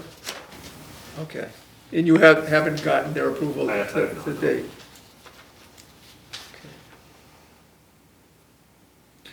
Martha, do you have anything to, Not, Bob, do you have anything? I'm all set for now. Brad? Well, I guess I'm interested in seeing the revised plan at some point. But one of the, and this goes back to the enforcement order as well, which I don't know if that's been addressed in this proposal. So the original order of conditions did not have that lower wall work as part of the permitted plan set. I thought there was an issue with the walls. Yeah, and actually some of it was constructed on the abutting parcel as well. So I had some concerns that there was some bank alteration as well as some water and land subject to flooding in that corner as well. So where the stairway is and where the retaining wall goes onto the abutting parcel there. So that wasn't something that the commission previously permitted. So have you looked into that at all as part of this? No, but I can. Yeah, I think that's a new comment. I haven't heard that yet. That's all I have for now. Okay. Mr. Chairman. Does anyone in the public have any questions or comments? Yes, can you stand up, please, and give your name and address? Sure. Thank you, Mr. Chairman. I'm Barbara Feiner. I'm one of the owners of a condo at 190 South Consignment. So it sounds like the plans are going to get resubmitted again, but I did go talk to Andy Truman today and looked through the plans and have a few questions that I want to get on record and potentially get answers to today or at a future meeting. So one of the questions was that I saw on the plan that there'd be some dirt put back on our property that was removed. The fence would be put back on our property, and there'd be some seeding. My question is related to landscaping, since originally there was some landscaping over there. So I wanted to ask that question. And then the other thing that does concern me is the timeline. So my unit happens to be the one that overlooks this whole mess all the time. And one of my, I guess, questions about process is, could the remediation of 190 be put on a separate timeline than the whole, plan remediation? Because if this goes on like bunches of more months and we're just sitting there in a dirt pile with no fence and all of that, it's extremely distressing. And then my third one was just going back a few years. The property was originally supposed to get some mature trees planted on it because of the fact that it was clear cut. So I'm just asking the status about that and if that's still in place or if that still matters at this point. Thank you. Thank you. So the landscaping, I'll look through my photo log of the area to see what existing landscaping was there, to be able to provide something similar back, but I think that we would be amenable to additional landscaping in that area. And then as far as the timeline, we could make a condition of this to do all the grading and site work necessary prior to the construction of the house. I think that would hopefully that would go well with the amount of extra work that the grading limits that have expanded and stuff to put everyone at ease. Well, your new submittal should have bear that note. Yes, definitely. Let me just make that note before I forget.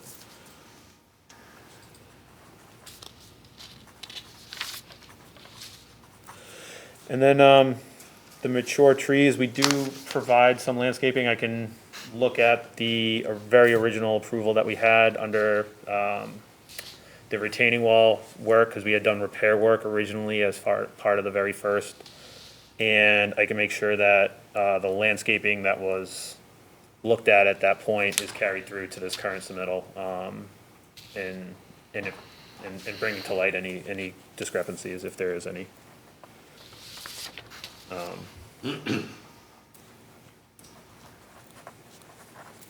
Do we have any other questions or comments? Yes.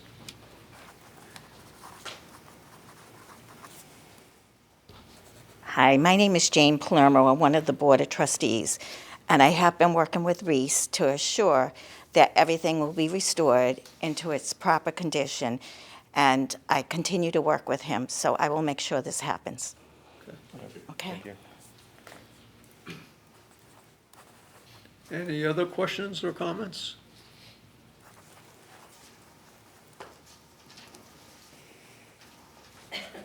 Hi, my name is Derek Grillo. I'm from 206. I abut the property.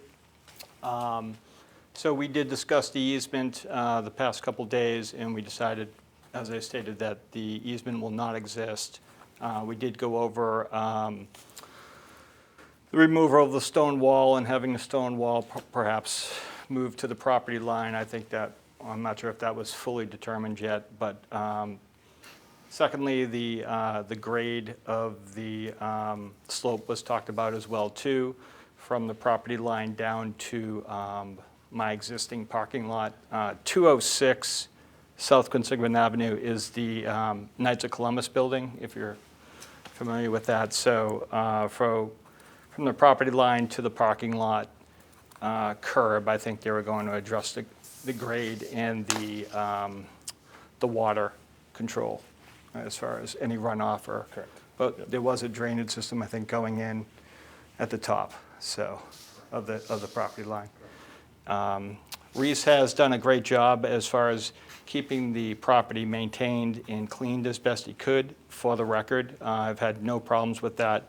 If anything, he's cleaned up more on my side than he has than I've done. So he's done a great job as far as maintaining the property and not making it look like a dust pile, as previously stated.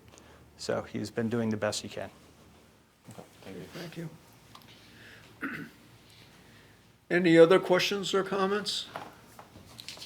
Brad, did we get the cards? All right, I don't see any, and it sounds like you have a little bit more work to do.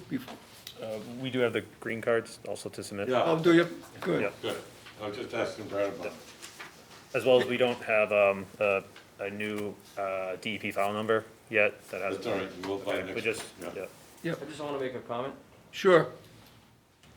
Yeah, the comment I have here tonight, people been saying I'm taking long time to repair the next door for the condo, but I've been working very hard. And this is my plan with my engineer, my civil engineer. We got a foundation, everything's backfilled, the job is clean, but my main goal is actually go to the condo. And also, I live in a condo now, I purchased a unit there, so I'm gonna be building my house next door. So whatever I do for my house and for next door, to me, is gonna be a pleasure. And also, Derek Grillo, I've been having a good relationship with him. He mentioned here tonight, I can keep everything clean. I contact him all the time. I contact her all the time. I contact Amy Tanelli from Salisbury Property Management, who've been work together to get this through. So if you guys give me forward, I either can frame the house right away, but what I like to do is finish all the grade, put some bushes, plant trees between my property, his property, I always agree. And also I offer the condo on my cost, because there was an issue with the tree there. I'm not gonna lie to you, it was a almost dead tree, very dangerous. She pointed out last meeting at the barber finder. And I offer the condo, I testify to her right now, I offer them to plant the trees back, whatever the conservation require. I'll plant the trees on my cost to make everybody happy. So that's what I'm trying to work with everybody, with you guys. I did make a couple little mistakes here and there, and I'm paying for, and I'm happy to work with you guys for the final. Okay, thank you. I'll take the cards, though. Thank you. Thank you. Okay, are you guys all set for tonight? Yes, unless there's other specific comments. No, I think that you've heard from all of us, and Okay. we'll see you next month. So we're gonna continue this hearing until our next meeting, which is September 21, 2021. Okay, you're welcome. And that concludes our meetings and hearings. Would you like to do the? We have one. I think we all want, hold on, did we? The first one. The first one. Mr. Chairman, I would move that we issue an order of conditions to NBP 3 Shrewsbury LLC for the construction of 3 buildings at 384, 386 South Street, and 721 Hartford Turnpike. And the only condition, do we have a second? Second. Do you want me to stay for the enforcement order, or is that just understood? We're on 2 spots. For the, 4-1, yeah. But I don't think the enforcement order is on this. That's not. no, we just have one for the police station? No, just, was it old business, new business one? Was that the last one? That was the last on the agenda for the old? Which enforcement order are we talking about? The 190. Oh, for the, oh, the one that you just, the Yes. hearing you just had? Yeah. No, I think we're good. Yeah, it's not on the agenda tonight, so. Yeah, we're good, thank you, though. Yep, thank you. All right, so we have a second discussion. We just want to make sure that they inspect and possibly replace if necessary, what is it, a 15-inch RCP pipe, Brad? Reinforced concrete? Yes, and I would also request we have some additional discussion on that. What was that, Brad? I didn't catch. I'd like to have some additional discussion on that one too, if the commission's okay with that. Yeah. So, you know, in light of some recent events with other projects and having chased this scenario in the past, I think as part of the presentation, it was mentioned that the cut line for the clearing would be surveyed, marked in the field, and then the erosion control would be installed after the clearing was done. And that's typically standard practice, because a lot of times what happens is the clearing damages the erosion control. You know, it goes in, everything falls down on it, gets damaged, and you gotta replace it. But in enough instances, as well as, you know, recently in that enforcement item we actually have on the agenda now, is people are going beyond the clearing limits, and in some cases into wetland resource areas, like we'll talk about later tonight. So if there's, you know, I think I would like to see, you know, anywhere, there's some areas where that clearing was very tight to the resource area. So if you're gonna be actually clearing within, you know, 15 feet of that resource area, to have something installed there.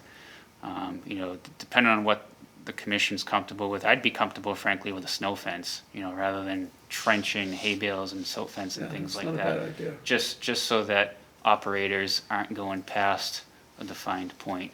I don't think stakes are working enough. You know, something's, a better visible barrier should be there, so that we know when things are getting cleared, we're not going beyond the limits. You know, the wetland flag and the staking ahead of time before putting in the erosion control has failed enough instances.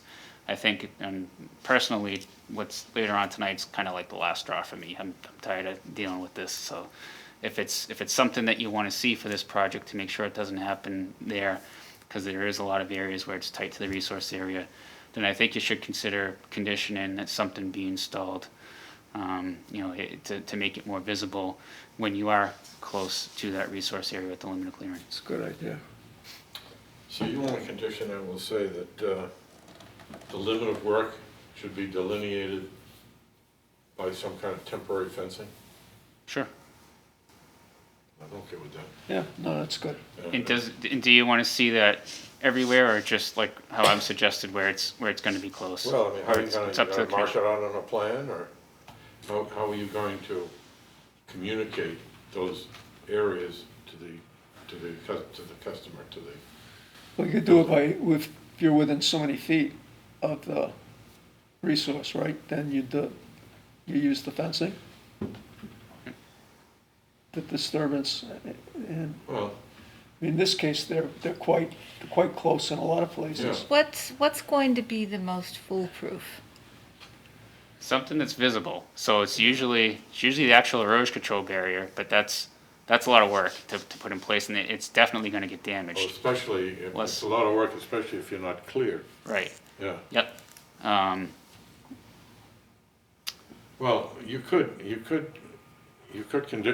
say that either erosion control or some temporary fencing should be installed at the limit of work where that limit is within 30 feet of a resource area. How does that sound? Sure. That would cover everything, right? Although I don't have a problem if you acquired it through the entire limit of work. Although you're not gonna have necessarily erosion control through the entire area work limit. They could But the use- wording gives them the choice. Yeah. Okay. That Does sounds that make good. sense? Makes sense to me. See if All they do right, it. so we had our discussion, and we're all on board with that? Yep. And so all in favor? Aye. Aye. So we got it. And unfortunately, Mr. Chairman, that's the only folks. That's it. That's it. What was it, 2 hours and 2 hours for one. for one? I'll have to step it up. Good thing we're wearing a mask, Bob. All right. Thank you, Yep, gentlemen. Yep, good night. Night. And let's go Oh, through Enforcement order? enforcement order, probably is the best one next. Yep, we have a couple people here. Brad, do you want to discuss the enforcement order, potential enforcement order for 100 and 150 Maple Ave, which is the police station? I'm just pulling up the,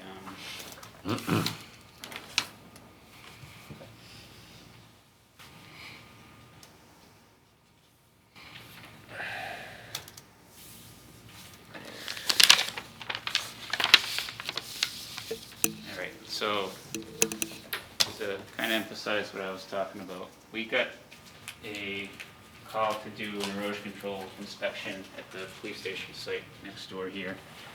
And, you know, going with past practice, we've allowed the clearing to be done, you know, prior to the removal of stumps, before installing the erosion control. And, you know, here's kind of a photo that shows what happened there. We had, clearing that was done, the erosion control installed, and then there was a wetland flag here. So you can clearly see, I mean, just look, everything's wet right there. So it's not a large area. It is small, it's smaller than it looks here. Whoops, I will, so once the erosion control was installed in its proper location, which I'll get to, you can kind of see a little bit more clearly that it's not as bad as it initially looked. So there's the erosion control where it should have been. Here's that wetland flag.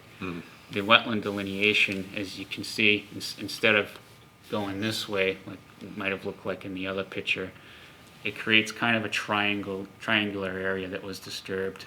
So that silt fence there is, you know, everything there is upland. And from this wetland flag, it doesn't continue like this. It kind of comes out again and goes in that direction too. So it's really all of this right here that's wet, not so much that right there. Yep. That's upland there. But nonetheless, you know, it's the very beginning stages of the project. There was a little bit of wetland disturbance. It should be restored. So I wanted to ask the commission how they want to go about doing that. You know, typically we you know, push that back on the applicant to submit to us a restoration plan. How many square feet are we talking? I'd have to see where that limit falls, but I mean, it doesn't look like it's more than, you know, a couple hundred at the, it's small.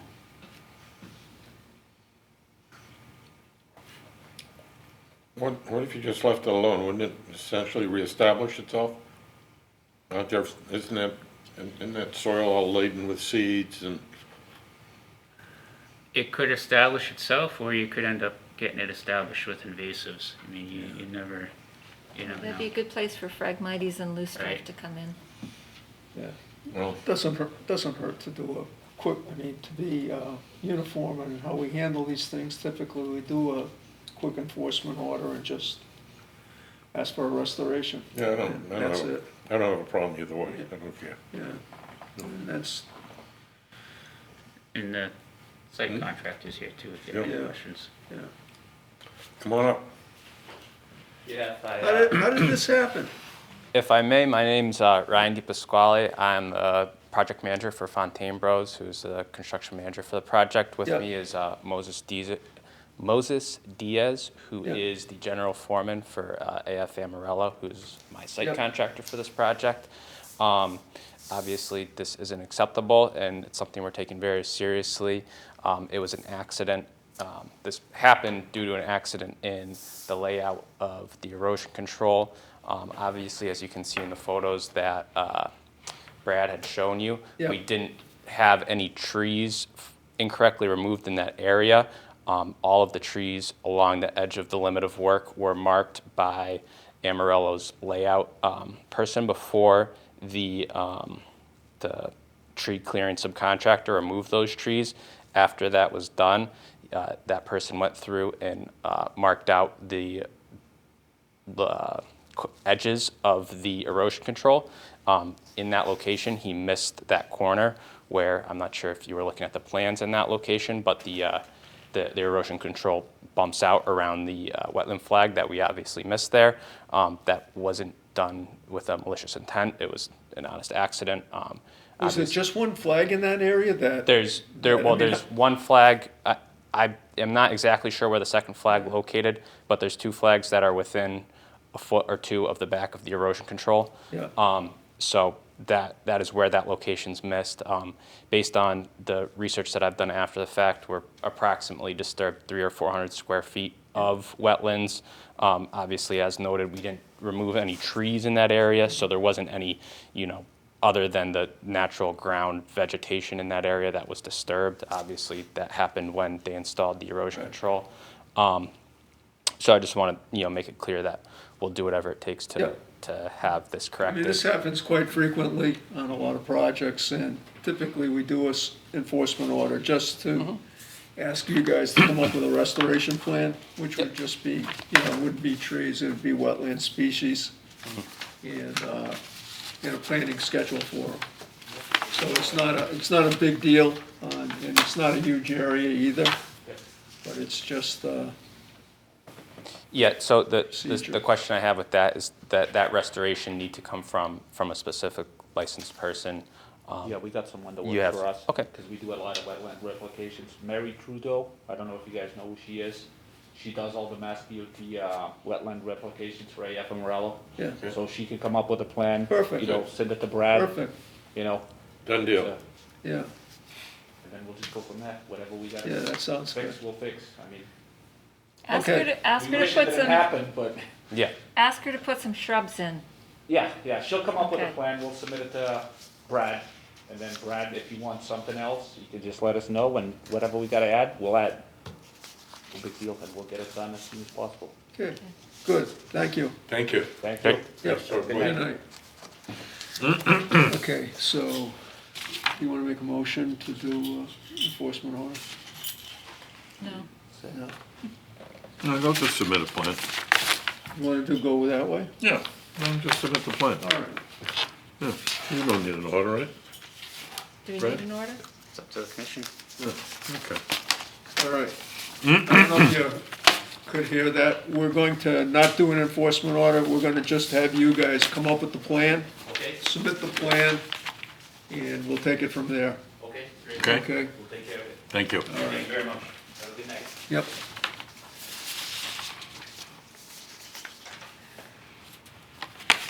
Should be done relatively quick, too, because. And Get into the signatures, season. Brad.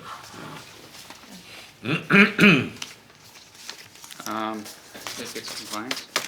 Certificate of compliance, or, There's Two of them? and one, two order of conditions. We talk about the certificates? We haven't, have we? Nope. So we've got one for 231 Gulf and one for 7 Aspen Road, and I recommend that the commission issue both of those.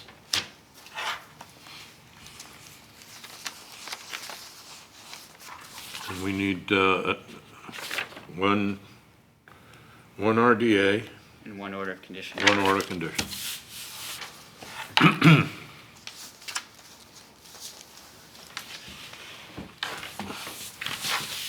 How are your bees?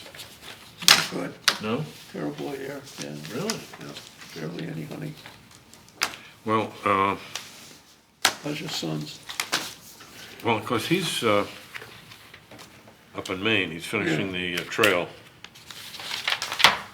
And, I don't think we've adjourned yet, have we? Huh? We haven't adjourned yet. Not yet. Not yet, okay.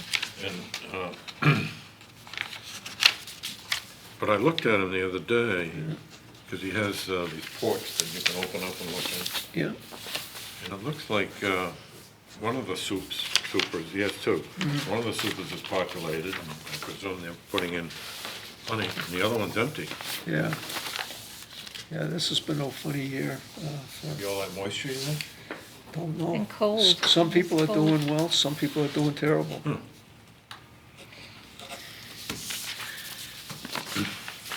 But this is the worst year I've had since I started in 2004. Well, he drew about 5 gallons of honey out before he left. Oh, did he? In June, Oh, that's yeah. good. Yeah, whole pail, that's about 60 pounds.